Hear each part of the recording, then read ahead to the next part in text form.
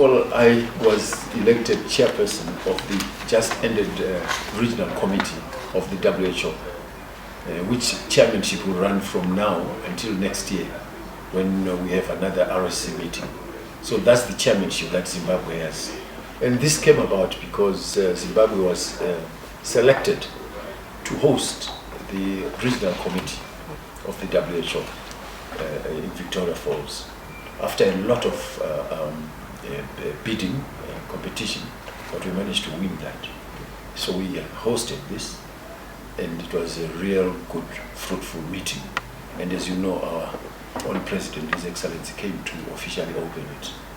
So thereafter, the ministers of health, I think I didn't know about it, selected that I should also then chair the next World Health Assembly, which will be held in Geneva in May. And it is Africa's turn to chair the World Health Assembly. So the African Ministers of Health selected Zimbabwe to chair. And this is a real good step for highlighting Zimbabwe. And not just Zimbabwe in the end, it's really SADC. And of course the whole African region. Because now we will be able to articulate the issues that touch Africa most at the World Health Assembly, among the rest of the ministers of health of the world. Now, of the regional committee for Africa, what resolutions we made and recommendations that we made, I'm then mandated to follow those up with the rest of our African ministers. It means that if we decided, for an example, like the example that I gave, that we want to address ourselves with the road traffic accidents and see how many trauma centers we can put along our main roads, I should be able to contact other ministers of health in the region and say, what are we doing? How far have you gone? Ghana, how far have you gone? Ethiopia. And that should dovetail, not only as Zimbabwe, but with the rest of integration of Africa. For talking of malaria, it gives me a mandate to question whatever is happening elsewhere. But it doesn't give me authority to do anything, it just gives me a mandate to be able to sort of work each other up to say, hey, let's do this. So it's a very big responsibility, and it demands a lot of, if you like, a lot of diplomatic approaches, because you are impinging on other countries' sovereignties. So you have to be very well alert to that. Well, I think I would like to thank the country. It's really Zimbabwe that is being highlighted here. I'm just there in the forefront, but it's really Zimbabwe and His Excellency. When he gave his speech at Victoria Falls did not just situate the health issues properly, but what he did was to then say, why don't you also look, you health ministers, don't just fold your arms when things are happening in the world, because everything impinges on health. For an example, if you look at the lifestyles of people in Iraq, he gave that as a typical example, that you know how Saddam Hussein was executed after being, the whole world was misled that they were weapons of mass destruction. So he talked about that at length. He talked about Libya and how Gaddafi was also assassinated, and what it means to the Libyans now that the lifestyle there is really, really bad now. But when he was there, he was able, if he got married as a couple, you'd be given money to start off your family. Now you don't see that at all. So he was contrasting that don't just keep your minds narrowly glued on just health issues. Look at the bigger picture. And that went down very well with our health ministers. So what I'm simply saying is the leadership of Zimbabwe has been now imprinted onto the African scene.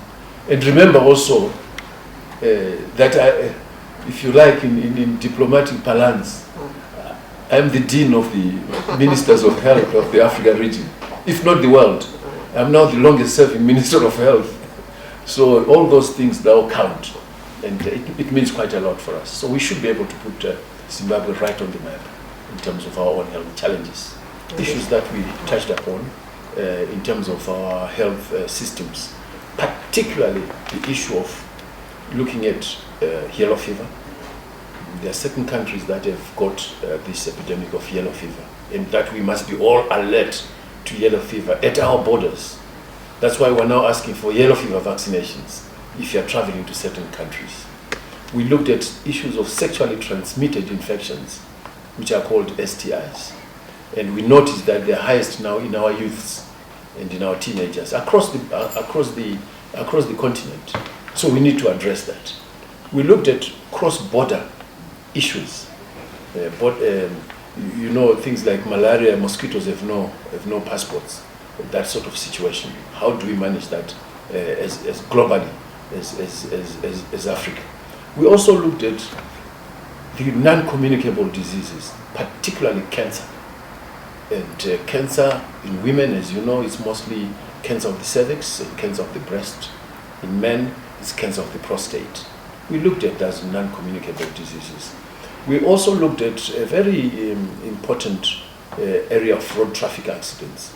And it was pointed out by one of the ministers that the research that they've done in their country showed that 70% of the road traffic accidents are related to alcohol misuse. 70%.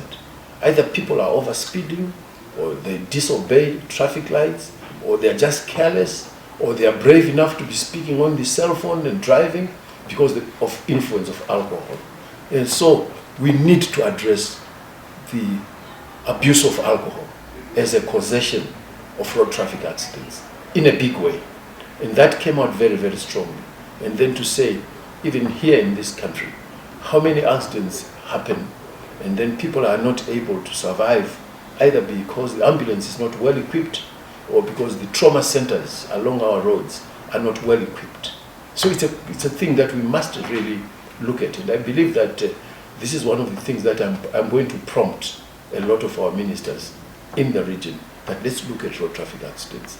Let's look at a probable fuel levy to help with that. So there are various other issues that we spoke about, which were very pertinent for the Africa region. Okay, so were there any new policies? New policies?